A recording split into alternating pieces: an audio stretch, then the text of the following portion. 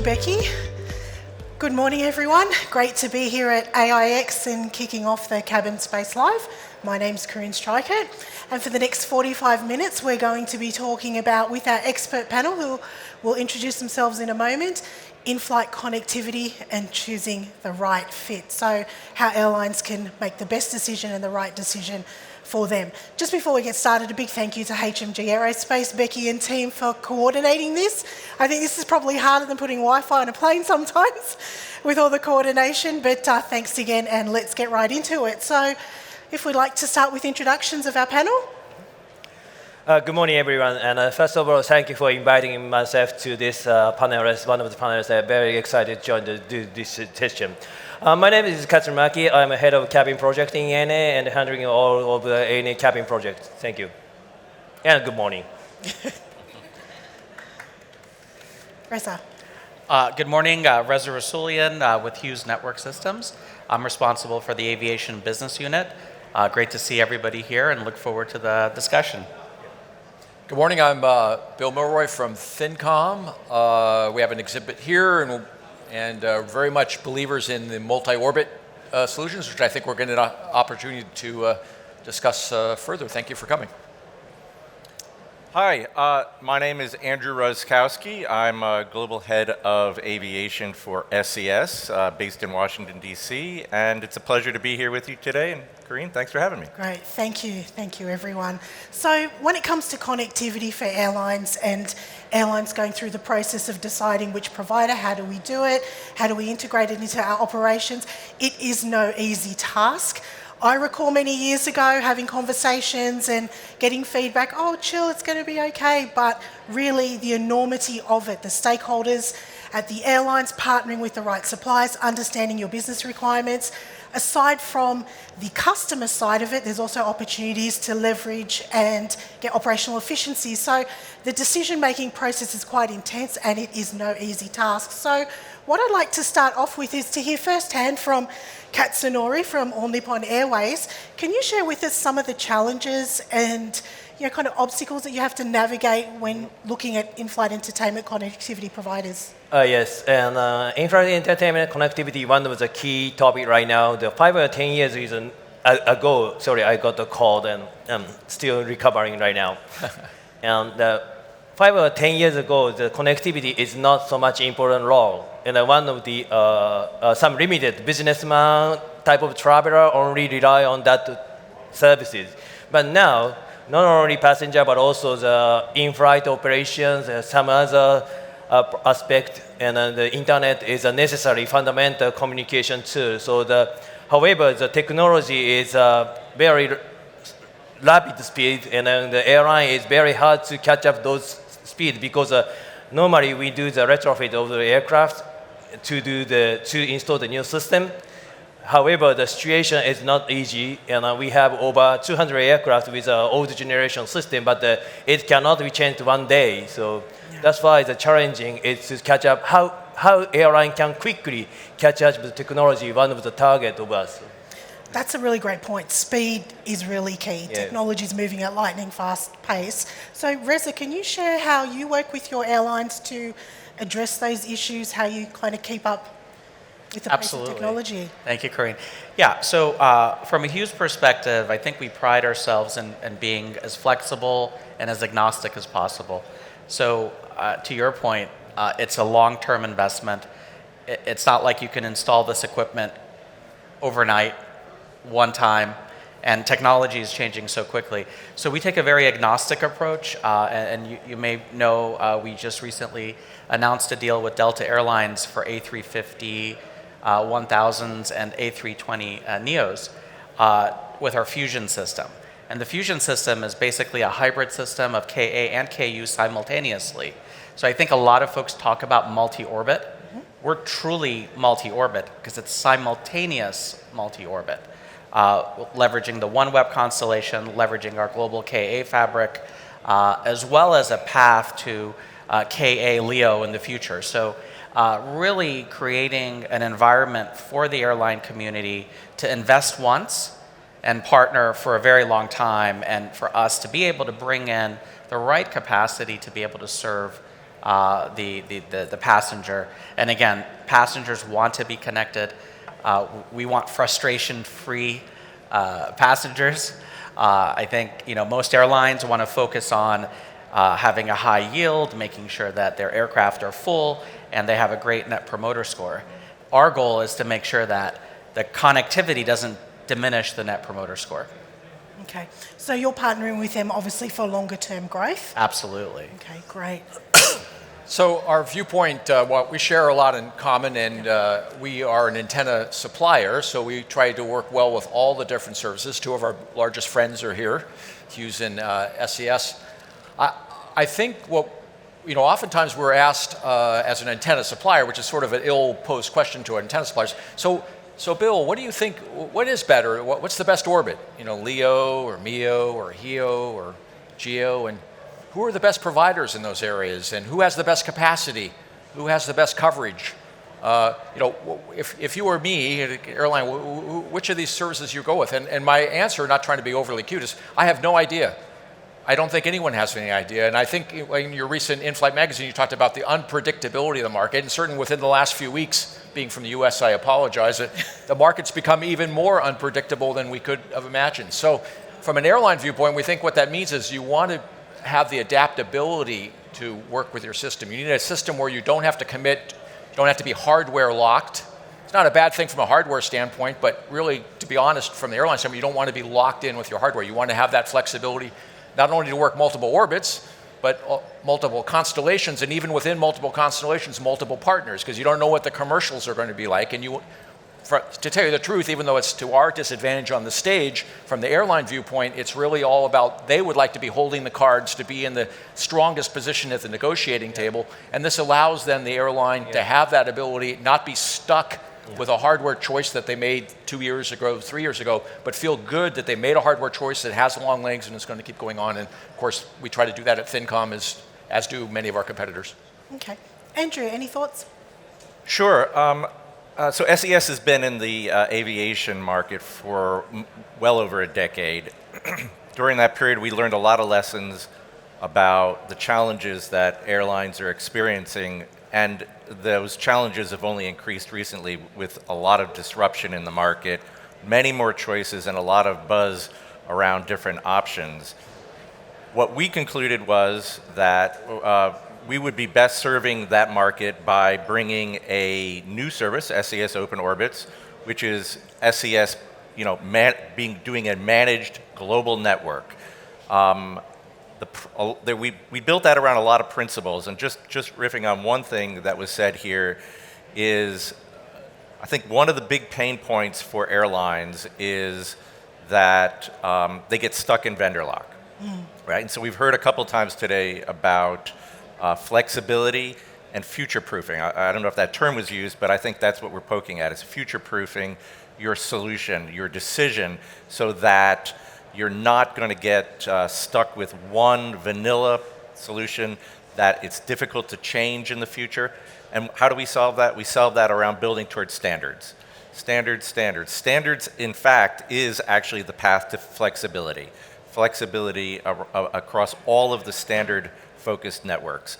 And that's a very big principle in what we've tried to bring to the market. Yeah, no, great point. Future-proofing, Yep. It really is the key. So back to Katsunori, can you share with us, I know when it comes to the world of in-flight connectivity, you have to look into a crystal ball and predict the future. So when you're thinking of future-proofing, how do you approach it as an airline? So our situation is, before talking about the future, is the current facing situation is that we couldn't make the passenger happy. Because as I said, 10 years ago, it's just connected, it's fantastic services. But the current situation is passenger expectation is getting higher and higher, and then most of the airline cannot reach the passenger expectation, because the passenger is normally required the same as on ground. However, most of the airplane is not that level right now. So of course we have some future plan, but our situation is to reach to the base level. That's the current which we are struggling right now. Because of the past, let's say 5 or 10 years ago, nobody complained about the connectivity disconnected. It's usual. It's impossible to connect high-speed internet in 30,000 feet. But now passenger is requesting to the almost the same as you are in Starbucks. But actually, middle of the Pacific Ocean is not, we cannot do the Starbucks level of services. But we are trying to reach that level. And after reaching to that level, there are so much opportunity to enhance the passenger experience. Also, the safer operation is getting the turbulence data, and also some aircraft delays, and then connecting information is provided before the passenger arrives on the ground. There are so many options for the passenger, but to reach to that level is we have to approach to the ground level first. That's the current facing situation. So. Yeah. Expectations, I think, are just continually increasing. Yeah, that expectation is increasing by year and year, and then we can't catch up that type of the speed. So that's a headache for us. And the more you give, the more they want. So, we've got a lot of airlines here this week. So, and I'm going to pose this to the three of you. Say they pull you aside, Reza, and say, hey, 2025, how should we be thinking for the future? I would say flexibility. I think the passenger expectation is elevated, and as an industry, if we don't create the systems and solutions to deliver, they'll get more and more frustrated. So, one of the great things that we've been doing for the past several years is creating an AI-enabled, automated, self-healing network, not only on the aircraft, but on the ground. So, and when you put these two pieces together, they work in harmony. And I think we've seen a lot of success in making passengers happy by doing that. And this is not only in the GEO systems, but also in the LEO systems that we've created and we service today. So it's really not just about the satellite capacity, but about the managed service. Mm-hmm. And Hughes, I think, is one of the few companies in the Gartner Magic Quadrant, upper right-hand corner, from an innovation perspective and a vision perspective, in managed network services. Mm-hmm. So while satellite capacity is very, very important, and we spend a lot of time talking about constellations, if we don't have every single point of the network perfected in delivering this experience, we're going to have frustrated passengers. It doesn't matter if you have a ton of capacity going to the aircraft. So that's what I'm most excited about, and those are the conversations we're having today, mm-hmm. Right now, right? Because we can't just keep operating in this model of, oh, I have this capacity or I have that capacity. It's really a curated experience. Like many other parts of the aviation community, it's not just one piece. You need the puzzle to come together to have a nice canvas. Yeah, and it's a million pieces in that puzzle too. That's right. So Bill, what would you say to the airline that wants to know what they should be looking for in their crystal ball when they're thinking beyond 2025 when it comes to antennas? Well, I would say at the top level, flexibility certainly is one of the key words, and the traditional capacity, coverage, cost, availability are all the key metrics. So I'm going to pick one that's a little bit, tell folks stuff they should know. And I think really is the regulatory and interoperability of the system. Because really up to now, there's been regulations that have been around for a long time. Article 22 is one, and ESIM requirements to be able to be compatible with 5G systems on the ground. And really, this has been sort of an academic exercise up to now in terms of showing compliance or getting waivers and so on and so forth. But now if you think about it, think about the density of satellites, of LEOs, of GEOs, of MEOs, all oftentimes, this is very scary, hopefully I'm not telling the airline something, all using pretty much the same frequency bands over and over again. So it used to be there was a GEO satellites, and you had to take great care, and we did to make sure that we didn't interfere with adjacent satellites. Now, when you're working on a LEO satellite and you're working maybe towards the north, the GEO satellites in the south, but actually the GEO satellites, turns out they have a preference in using those frequency bands. So you have to ensure that when you're operating on a LEO satellite to the north, that you're not interfering with the GEO satellites that have primary capability. It all sounds very technical, and these are words like equivalent power flux densities and ESDs and things like that. But really what it means is to make sure that everybody can work together in this environment. And there's a lot of push to maybe relax these regulations further. I kind of think that probably the regulations need to go in the other direction because now we're having more and more use in there. So it is something, make sure that the system that you get meets today's challenging regulatory environments, but make sure that it also meets the regulatory and the interoperability requirements in the future. And that takes a little more of a technical do dive, but you need to make sure you do that because otherwise you could be left with something that functions really well today, gives you great capacity today, but find out that in a year or two, it's the capacity that it provides isn't as much as you would thought it was going to be.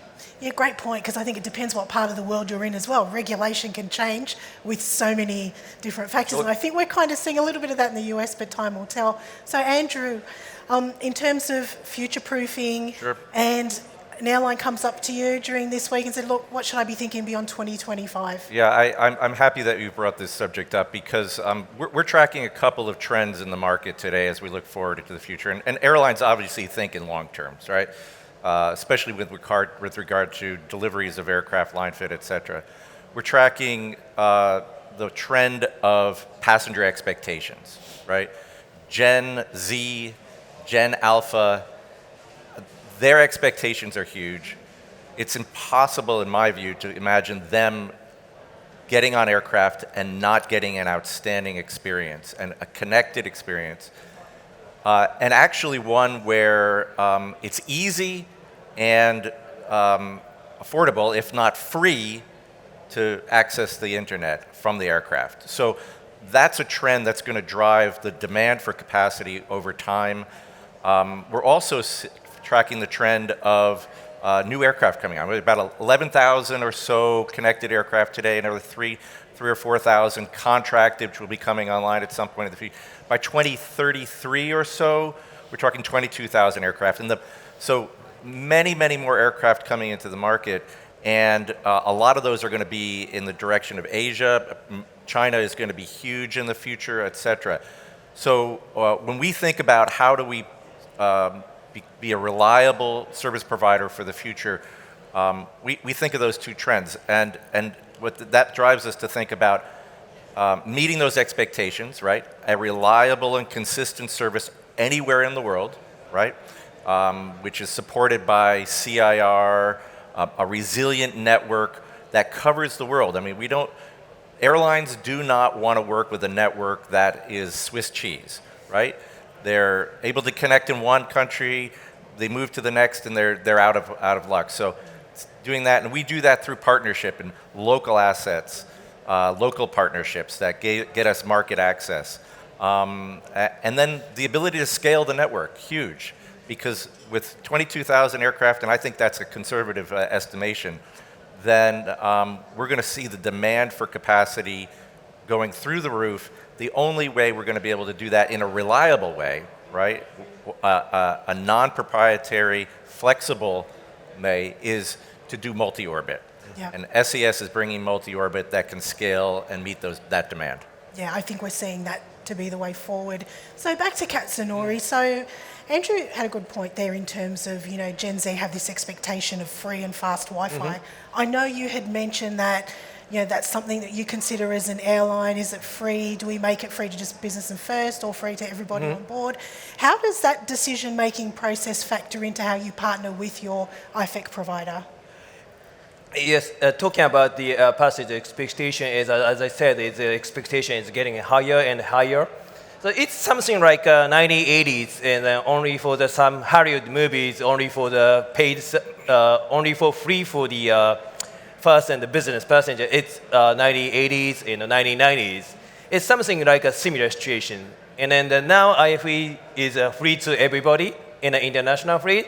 And that trend is exactly similar to the one for the connectivity. Currently, we are serving the first and the business for the free Wi-Fi, and the PY and Y for the text-free. And this is not because of the budgeting issue. This is an issue of the performance issue. That's why we are only for open the opportunity app to the business class. But in the meantime, eventually, in like 2030 or beyond, the IFE and connectivity is a fundamental service like Hollywood movies, or in 2030, those kind of Hollywood movies may not be required because if the passenger can connect it their own devices and their own streaming services available through our free internet services, that makes the changes for services. But however, what I want to say is I definitely believe that the free Wi-Fi service is mandatory service in the future. And then your second question about how do we will manage that cost. Like one of the examples, some other airline is partnering with like AT&T and Amazon or something like that. But it is that type of the, how can I say, the partnership is only work for the, like a major airline, and some smaller airline like us is very difficult to manage that because of the some passenger in Japan. There are almost 0 people who has a AT&T members or something, or T-Mobile members. So we have to trade off something. However, actually the cost of the Wi-Fi is checking from all vendors, excuse me, is actually compared with 10 years ago, in the cost is going down because of the many competitors is joining for the market. And the second calculation is calculating the cost by one passenger per one flight. I cannot disclose each detailed calculation, but roughly is one of the beer can for each passenger. That kind of cost, so we can manage it. Excuse me again. So the thinking about those factors, and I think of course, if we can do some advertisement or partnership, that would be great. But even if we cannot get such kind of the framework, but complementary Wi-Fi will be a standard services for most of the airline in the future. Maybe at least by the 2030 or something. Okay. That's my view. Yeah. Reza, so you talk to a lot of airlines, and how do you kind of address those challenges, and how do you kind of guide them in the decision-making process at Hughes? Right. I think that's a really interesting topic and an interesting space.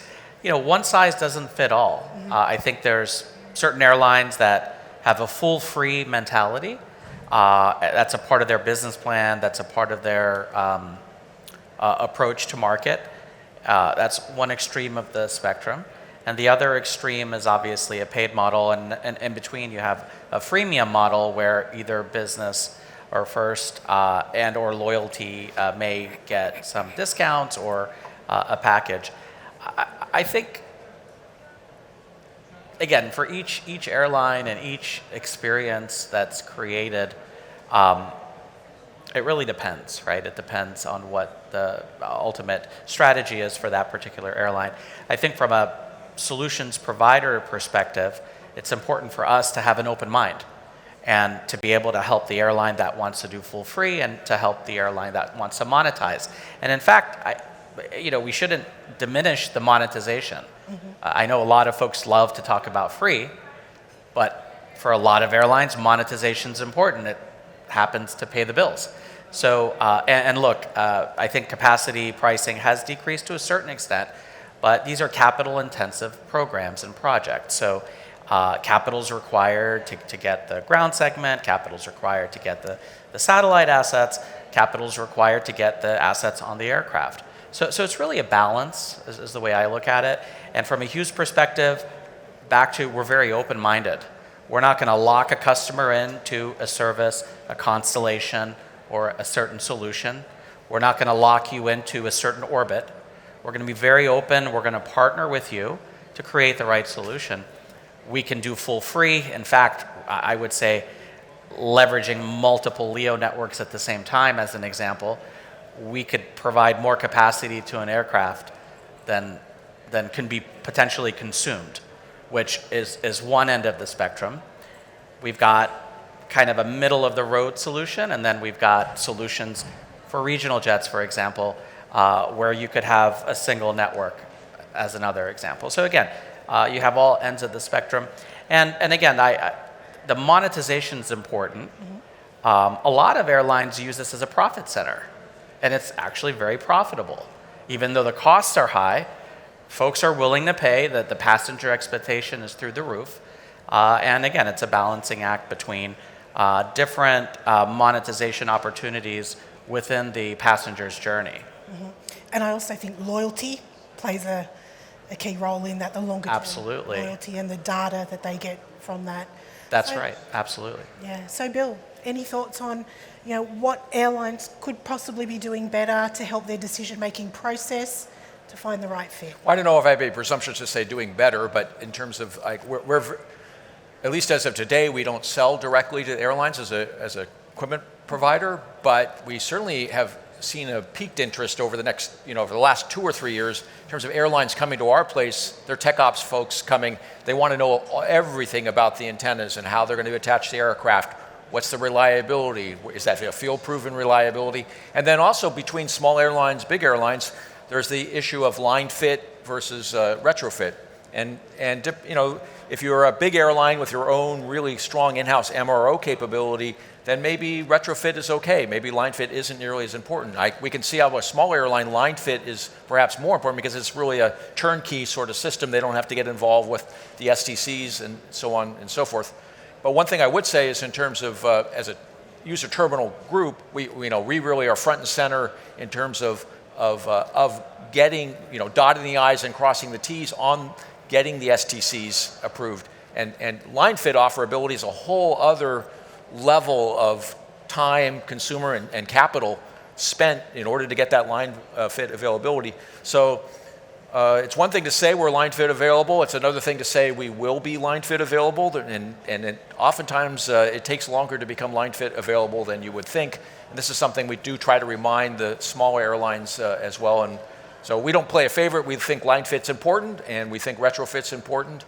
But this is an important consideration in terms of, particularly in timing of, hey, we want to put this on our system, how long that's going to take, let's do the schedule. Don't forget the STC timing and the line fit offerability part.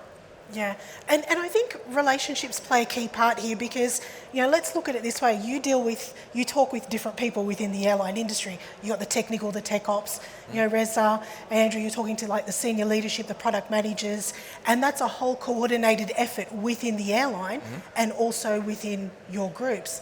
So Andrew, in your experiences, with the airlines, do you feel that there's a way that communication, that relationship, that transfer of knowledge across the different teams to make those decisions could be improved?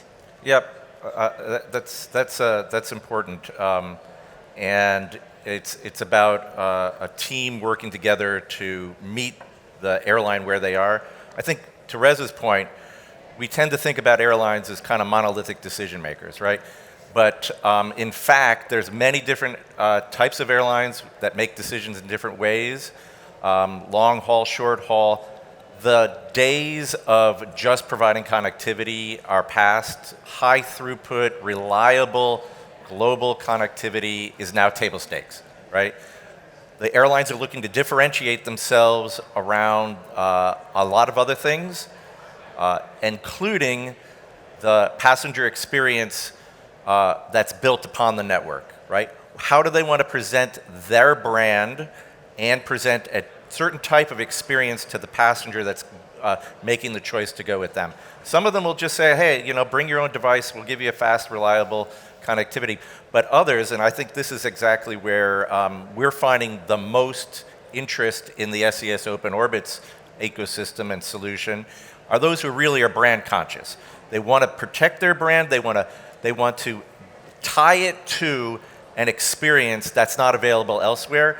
And a lot of those are airlines that are also tied to, cultures and national interests. So they're bringing a very unique, a unique experience to the passenger. Yeah. And the team, back to your question about the team, you need a team, and, Bill's on our team, who can think in those terms as well. To the flexibility point, how can we be flexible to meet the expectations of the airline and present how they want? Thank you. So I think we've got quite a group here. I'm sure there's some questions out there.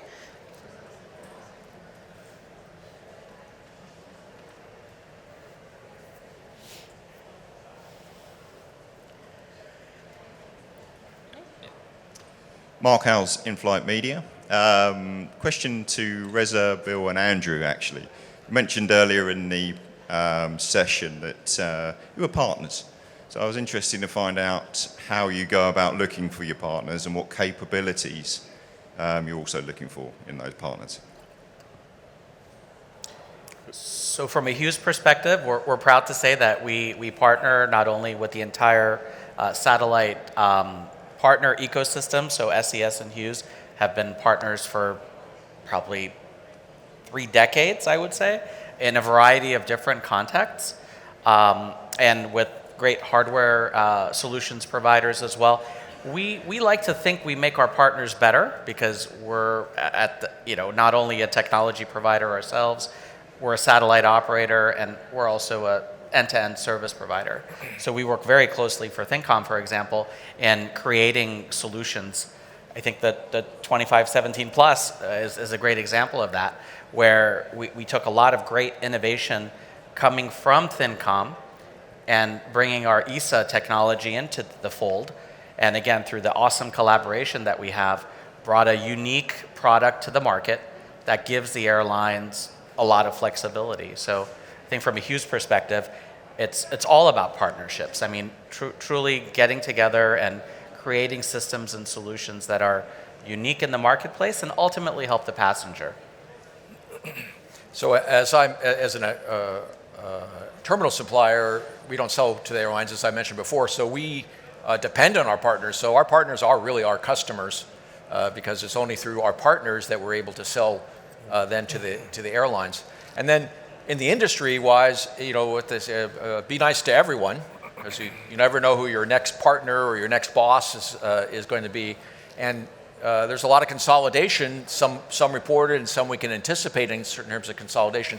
So again, it's really important to be friendly with all the groups. And friendly means, I think also from the airline standpoint, yeah, that's nice, but that friendly, that strong relationship is important because you want to have confidence that if there's a problem with your system, that the team that's going to be addressing that problem is working together and not infighting and saying, oh, that's your problem. No, that's your problem. That's the worst nightmare for the airline. So it's another reason that we really need to have a kumbaya kind of relationship between the suppliers and the partners and even the partners with each other.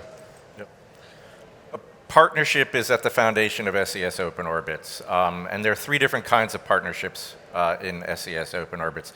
The first is the OEMs, right? And that's about aligning with their line fit and making SES Open Orbits easily accessible in any stage where the airline wants to integrate their service, whether it's line fit or retrofit. So super important partnerships with Boeing and with Airbus. We're HBC Plus today, have had a lot of good experience with HBC Plus. The second level of partnership is in the hardware, right? And Bill is one of those. And there are other hardware providers. We've got a diverse and flexible solution, and that is also built into standards. The last, in my view, maybe the most important set of partners is the connectivity service providers.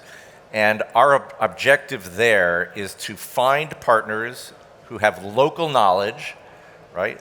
NSG in the Middle East, ASL in China.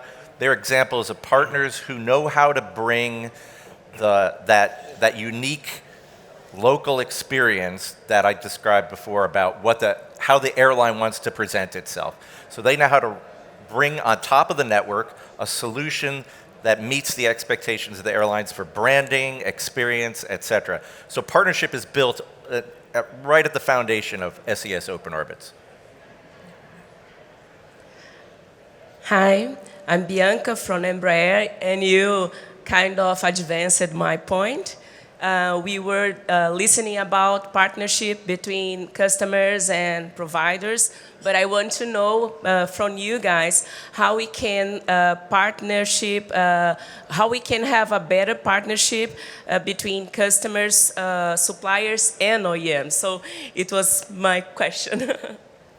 Sure. If I may, I think the other area of partnership that is overlooked is the partnership with the airline, right? SES, back to the point that the airline wants to differentiate itself. And today, it's harder and harder to do that. There are many more choices. And to Reza's point about how do you make the financial element of your decision make sense. So we like to partner with the airline to help them make the business case, look at ways of funding their decision over the long term in a reliable way, whether maybe they just want to offset the costs or maybe they actually want to make it a profit center. And we work with the airlines in partnership, we like to think so, to make that work. From talking about the request to the OEM and collaboration between OEM, airline, and supplier, in fact, I'm requesting both two major OEM like Airbus and Boeing. Is that from an airline perspective, most airline has both aircraft type like Airbus and Boeing, and then commonality between the each OEM is very important for airline to operate and maintain the aircraft. So as far as I know, is only gallery insert is identical between Airbus and Boeing, which is ultra standard. But the connectivity is still premature stage to line up each level is identical, including not only Airbus and Boeing, but also the Embraer or Bombardier or something like that. So if the system holds the same level and same architecture, airline is more easier to retrofit, line fit, and also the providing consistent services between regardless of the OEM. That is our request. Of course, some of the antenna is Starlink is trying to standardize the regulations and some of the installation method, but still there are much room to improve to identical. And if Boeing starts HBC Plus or something like that, that may be interesting, but their marketing decision is fighting between those. So, however, the ideal situation is, from our perspective, is a platform will be identical with that's help us very much. So.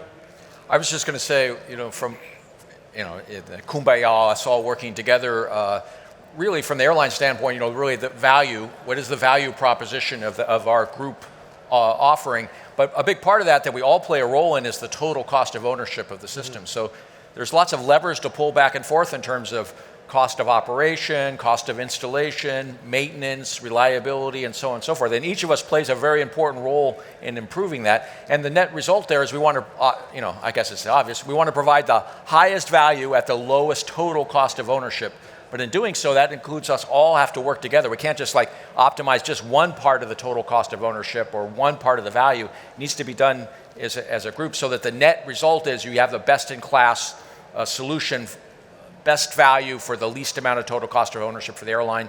Easier said than done, but that's kind of that's the task that we're all charged with doing. Yeah, and I think that total cost of ownership calculation needs to be done over time, right? And that's where, our advice to airlines is to be cautious of the vendor lock, position. We've seen that in the industry before, and we hear from airlines, I'm stuck with a particular vendor and it's super expensive to make a change, right? Help me figure that out. And as a side note, we see that also on the government side. They're stressed about the same situation. So the total cost of ownership needs to be thought about that, if 5 years from now, there's a new technology that you want to employ to meet your objectives, to continue to push your particular branding or your particular experience, it would be a shame to be locked out of that because you've gone with a proprietary system. Eva Lukaisen, to you now. Two questions for you. First one, how do you view the developments in the non-terrestrial networks direct to device for airborne connectivity? And second question, what's your perspective on what Starlink is doing? Is this a good development? Is it a bad development? What are the benefits? What are the flaws? I'll take a shot at that one. Direct to device. So that's obviously very, very much on the SCS radar screen. You may have seen in the press we've made an investment in Link with direct-to-device in mind, particularly including mobility, mobile devices on the ground, et cetera. But your question about Starlink, I'm going to expand it just a little bit, because I think what you're really poking at is what's the effect of disruption coming from NGSO, right? We welcome it. NGSO, if of the 22,000 aircraft that may be connected in the early 2030s, greater than 60% of those are likely to be served with some form of NGSO, and that is either MEO or LEO, and we're seeing a proliferation of LEO options. There's probably going to be some big news this week on some new ones. So we welcome it because we believe that the multi-orbit solution is the primary and the best answer for the airline who wants a reliable, flexible, scalable network to build their passenger experience on. Agreed. Great. Okay, thank you everyone for joining us today, and I'd like to thank our panel. I think some really great insights, lots to think about. It is no easy decision, but hopefully some of the great words and wisdom we've heard today will give you some food for thought as you move forward down your in-flight connectivity journey, and I know we're all at different stages of that, but thank you for joining us. Thanks, Becky.